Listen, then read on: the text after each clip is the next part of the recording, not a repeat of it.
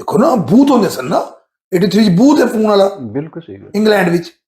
red जे booth सन उत्थे ही जांदे सन जा जा 85 च उदों ही ਜਿਹੜੀ ਮੈਂ ਜਾਚ ਸਿੱਖੀ ਸੀ ਨਾ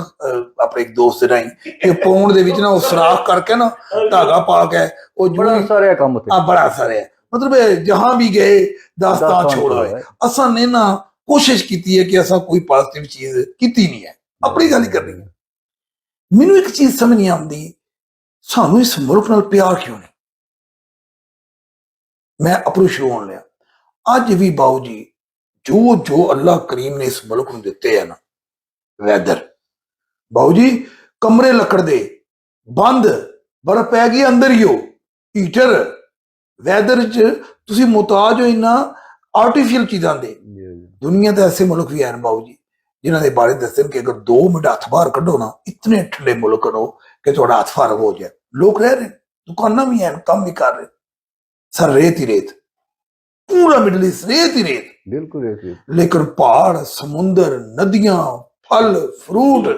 दुनिया जान दियां चीज़ां ओए होए और फिर उस चीज़ नूं असां ने के तबाही की बिल्कुल सही गल की है कि कोई पूछे सानू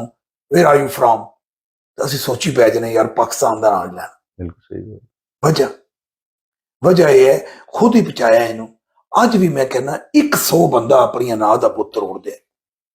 100 बंदा 5 दिन वास्ते एक कमरे बह जाए जिहदे तय कर लवे नवाज शरीफ के यार सारे बड़ी ज्यादती की है इमरान खान ने इहदियां तकरीरां इहदी गुफ्तगू लेकिन मैं इस पाकिस्तान वास्ते ना खत्म कर लिया तो इमरान खान ये सोचा है कि इको चोर डाकू हो गया कि मैं इस पाकिस्तान की खातर मौलाना फजल रहमान MQM कॉफ chief of army staff chief justice of Pakistan जितने भी इदारे के हैडर जितने भी मजहबी हैडर 100 बंदा 5 दिन वास्ते एक कमरे बह जाए इकट्ठे होकर बाहर आवन कि भाई जी साड़ी आपस कोई नाराजगी नहीं साडा सब कुछ खत्म हो गया साड़ी इको गल है कि पाकिस्तान बिल्कुल सही गल सारे पूरा मुल्क एक दिन खलो जाता है एक मैच जितीए ना सी क्रिकेट का यह पूरा मुल्क ताज़ा हो जाता है लेकिन साड़ी माशी प्रॉब्लम ही कोई भी नहीं है